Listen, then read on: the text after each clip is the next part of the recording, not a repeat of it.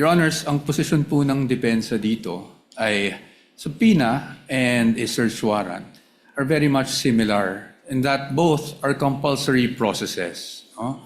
So, yes, hindi tayo papasok sa bahay ng isang tao o ng nasasakdal, but it will be intrusive because we will be opening up all the financial transactions for, sabi nga dito, almost 20 years of the respondent. Kaya po, katulad ng isang search warrant, the things that we are asking for through a subpoena must be particularly described. Kanina po, nabanggit po ng aking kagalang-galang na opposing counsel na particularly described na po yung kanilang naisulat. However, the defense does not agree with that proposition because if you look at it, tama naman po, nakasulat po dito ng hinihingi nila ay account opening and maintenance records, KYC documents, information files, signature cards, all account and transaction records, ledgers, journals. Basically, Your Honors, this is everything. Ibig sabihin, ni-specify lang nila ang nilalaman ng lahat ng bank records ng respondent. So in our view, Your Honors, while they took pains to specify each and every document, the truth of the matter is they're asking for everything.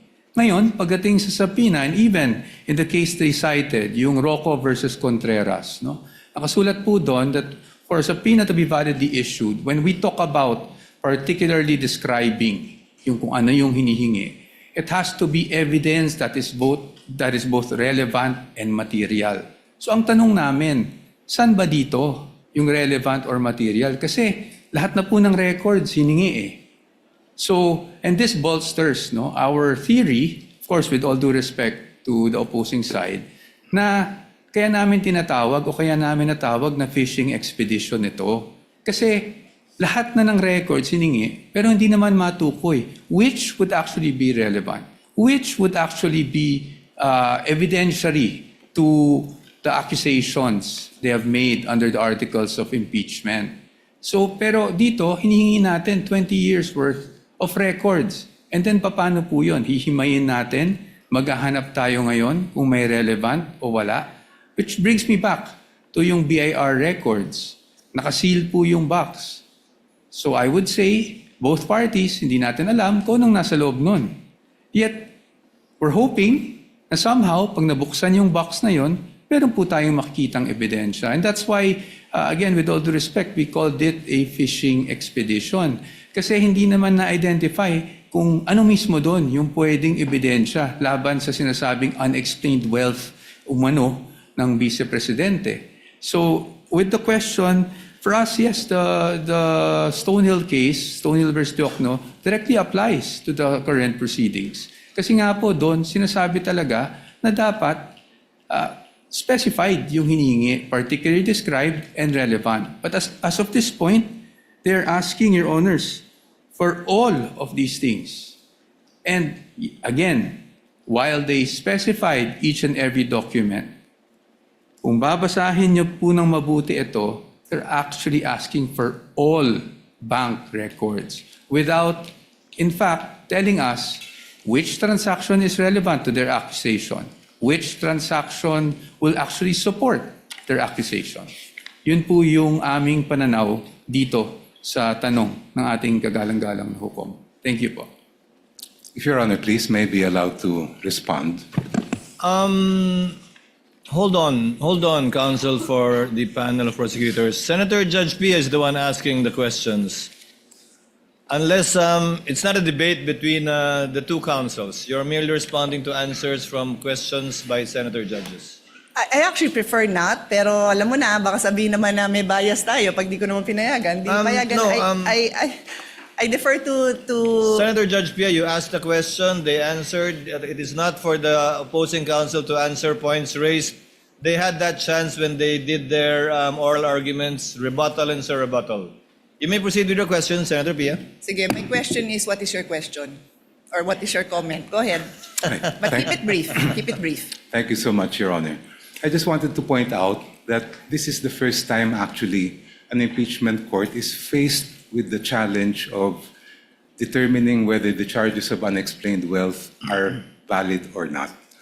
And yung previous Corona case, hindi po pinayagan ng impeachment court yung Article 2.4 ng Article 2. At kung ang magiging batayan po natin ay yung naging mga desisyon ng ating Korte Suprema, sinabi mismo ng Supreme Court in several cases na pag ang usapin ay unexplained wealth, kailangan makita yung kabuuan ng kinita ng isang lingkod bayan at yung mga dineclare niya sa salen. Just to quote just a very short portion, sabi ng Supreme Court from the same case I cited earlier, the Ombudsman's failure to account for all lawful sources of income, including proceeds from business ventures and government benefits, further weakens the allegation that Rafael's wealth was unexplained. The incomplete assessment disregarded his accumulated assets over decades of public service, making it impossible to determine whether his property acquisitions exceed his legitimate financial capacity, end quote. Hindi lang naman po dito sa harapan nitong hukom na ginagawa yung pagtingin sa kabuuan ng isang lingkod bayan. The Supreme Court has done it in this case where they looked at decades of the financial records of the person charged with unexplained wealth, and it has also happened in the cases of Rabusa and Ligot, which were decided recently by the Honorable Court. Thank you. Your Honor, may I at least be given just 1 minute to respond to that, Your Honors? But of course, I will submit to the Senator pleasure of Judge Your Of course, Honor. I will, yield. guess, Of course, I give you yield. the same opportunity, I'm assuming. Yes, Your Honors. Again, hindi ko po tinutuligsa o ino-oppose yung mga na-mention na case ng aking distinguished opposing counsel. However, those cases do not involve impeachment. And why is that relevant? Because in impeachment, as we have said, merong allegation ng unexplained wealth pero wala naman pong nakasuporta na mga documents para makita natin ano ba yung basis na naging aligasyon. Pangalawa po, again in impeachment, according to the case of Duterte versus House of Representatives, meron po tayong tinitingnan kung ano ba talaga ang impeachable offense. At yun po ay again, offenses or acts or omissions committed while the public officer is occupying the impeachable office and in relation to such office. That enough, Your Honors, is very clear under the decision. That is all, Your Honors. Thank you, Counsel for Respondent. Senator Judge Pia, may proceed. My next point, Mr. Presiding Officer and parties, is still on due process. This is the requirement that every pleading must allege ultimate facts and must not contain conclusions of law. So again, I'll start with an example. If, for example, if there's a case filed, no, and sabi, si Juan robbed the house of Mario. So para maintindihan ng mga kababayan natin, Juan robbed the house of Mario. That is a conclusion of fact. Nangyari na daw yun. And if there's another allegation that says, therefore Juan is guilty of robbery, that is a conclusion of law. So, again, I try my best not to be technical. I would have wanted to be a teacher if not a lawyer, so I do like to be able to explain things well. So, ang hinahanap dito is, bakit mo, gusto mong patunayan yung facts mo. Yun yung kailangan sa ultimate facts. Kailangan mo patunayan, bakit mo sinasabing Juan robbed the house of Mario. Di sasabihin mo, ang ultimate fact dyan example is si Juan ay nakita dun sa vicinity ng bahay ni Mario. Tapos ito si Mario, narinig na nagsisigaw na ninanakawan kami, whatever. Tapos yun, meron siyang testimonya na ano yung nawala sa kanila. Tapos may nakakita na kamukha ni Juan yung nandun. Tapos namukhaan nila, na-describe nila na 5 feet 10, medyo mapayat, ganon. So yun yung mga ultimate facts na later on sa evidence, patutunayan. That's just very general, no? And then later on, para nga mapatunayan yung robbery, i-allege ngayon yung elements of the crime that constitute robbery. So, nung di pa ako abogado, di ko naman alam ang difference ng robbery and theft. Yung robbery kasi qualified yan eh. So pumasok siya sa bahay using violence. That's what makes it robbery. So kailangan i-allege yun. Sorry to be a bit technical. Alam kong yan ang phrase of the day. Let's not be technical. Phrase of the week, phrase of the month. But we have to be able to explain these things in a way that people understand without forgetting that these are rights of the defense and rights of the person who is being tried here, and kailangan maliwanag yung ating mga accusations. So, my question now goes to both the prosecution and the defense. I know that the defense, in their answer, questions the failure of the complaint or the articles to allege ultimate facts, and therefore, I think they filed the case before the Supreme Court. I'll give you your time to answer because I don't really recall that I heard it mentioned in the oral argument. So, again, with the permission of the presiding officer, papasadahan ko lang naman na nabanggit ko yun na nandyan yan sa nandun sa memorandum, pero hindi ko naalalang, I'm just speaking naman for myself kung ano yung mga sinabi ko dun sa aming meeting, na hindi ko naalalang nabanggit. Baka naman nasabi, hindi ko lang naalalang na-emphasize kasi nga limited yung time. But I do recall that it's in the complaint, it's in the answer, and then it's also in the memorandum. So, pinupursue nyo pa ba ito? Kasi me as a judge, importante to kasi paano ba didepensa ng maayos kung hindi nga nag-a-allege ng ultimate facts that go into the case. And then, for the prosecution naman, may I ask you kung saan because bawal ho na tanungin ko for you to state your case. I cannot do that, no? But what I'm asking is if you can point out sa inyong articles kung saan doon yung allegations of ultimate facts. Kasi public document naman yan eh. Para lang maaral ko, naasan dyan yung allegations nyo of ultimate facts. And this is where, before I pass on the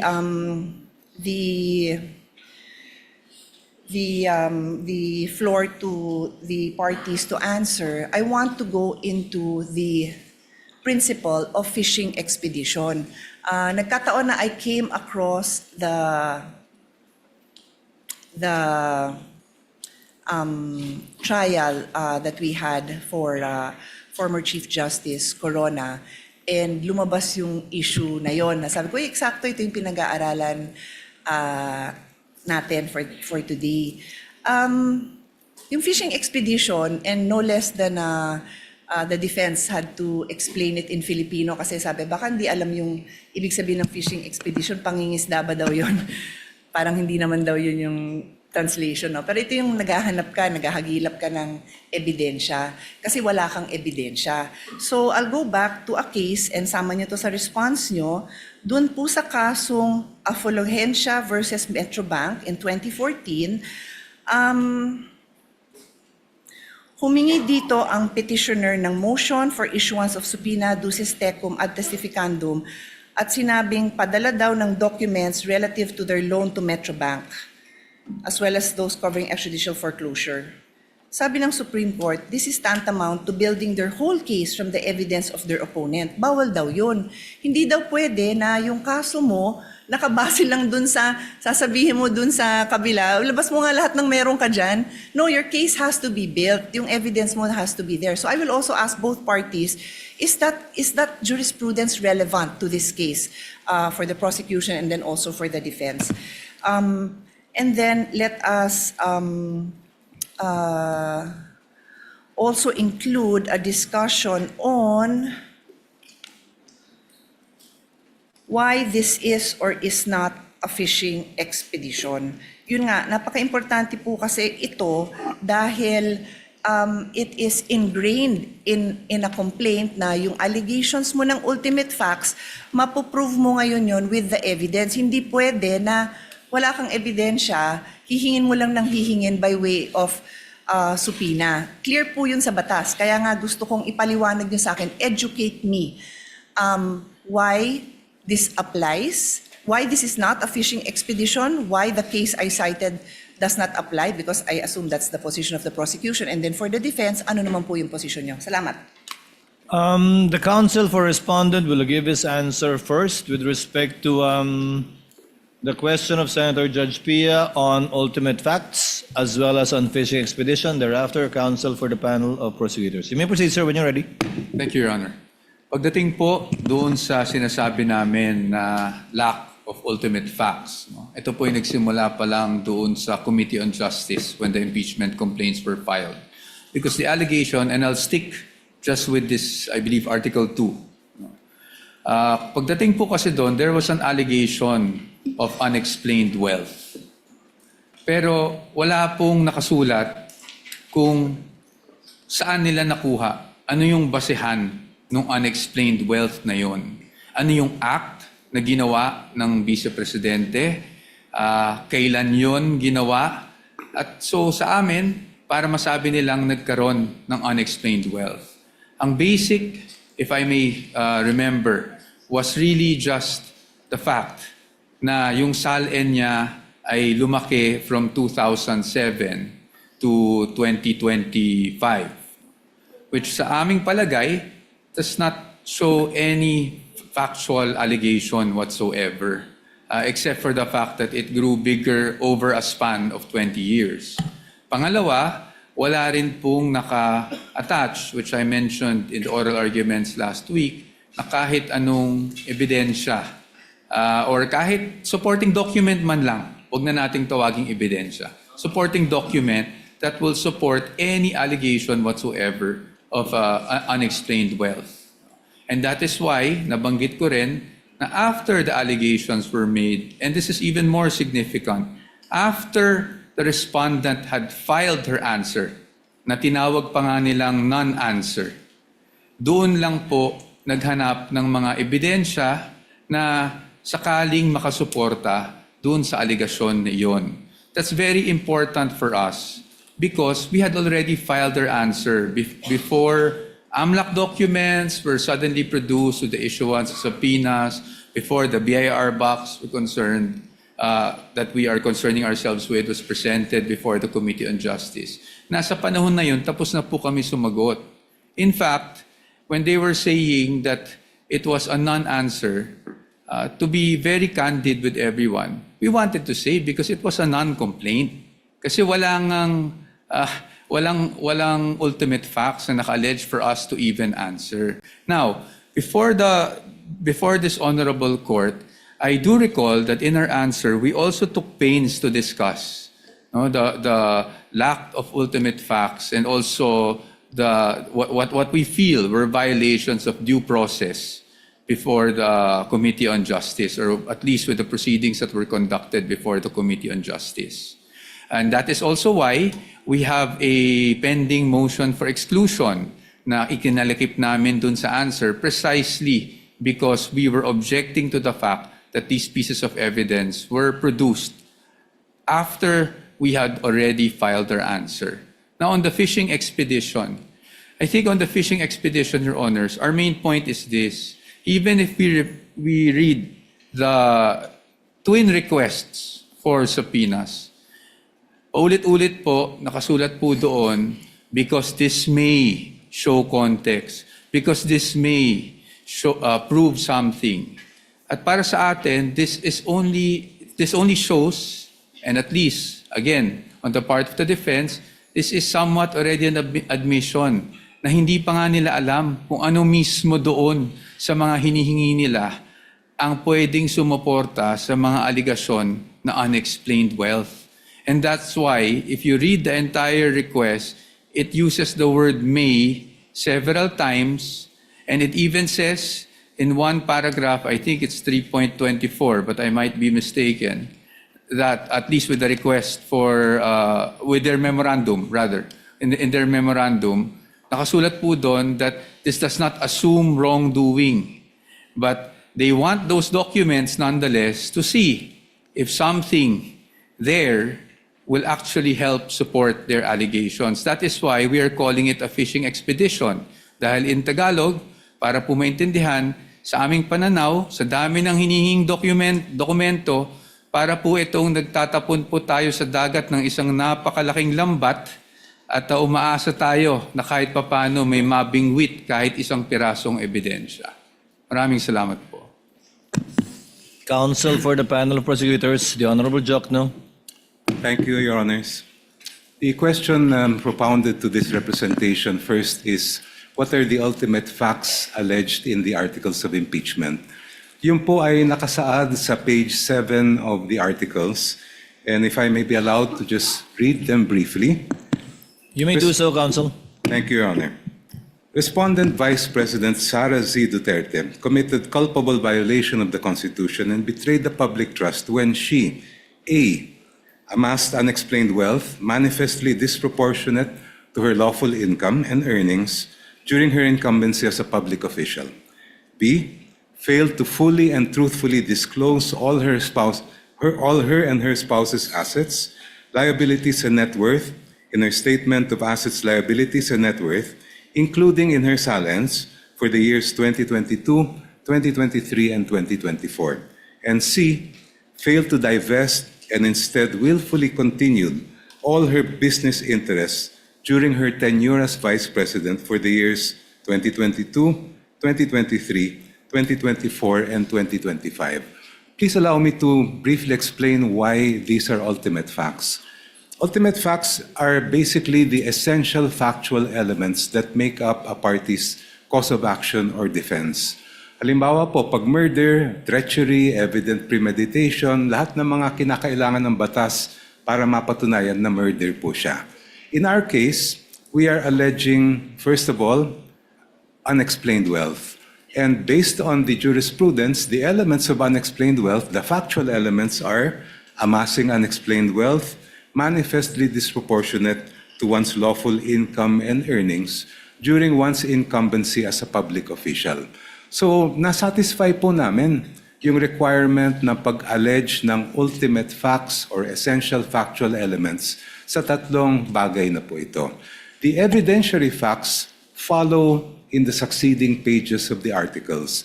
Doon po namin dinetalye kung ano yung mga iba't ibang paraan kung paano nakuha o naamas ni Vice President yung ang sinasabi natin na unexplained wealth. On to the issue of fishing expedition. Yung pong fishing expedition po ay halimbawa may sabina na baka sakali meron tayong makita. Yun po ang ibig sabihin ng fishing expedition. When the party requesting information does not know what might be produced and just as an off chance tries to use that instrument in order to gain evidence that may be used against the other party. Dito po, malaki ang pagkaiba ng sitwasyon. Maalala po ninyo, during the hearings before the Committee on Justice, the Executive Director of the Anti-Money Laundering Council testified and produced documents showing that from 2007 up to the present, 6.7 billion pesos ang dumaan po sa account ni Vice President Sara Duterte.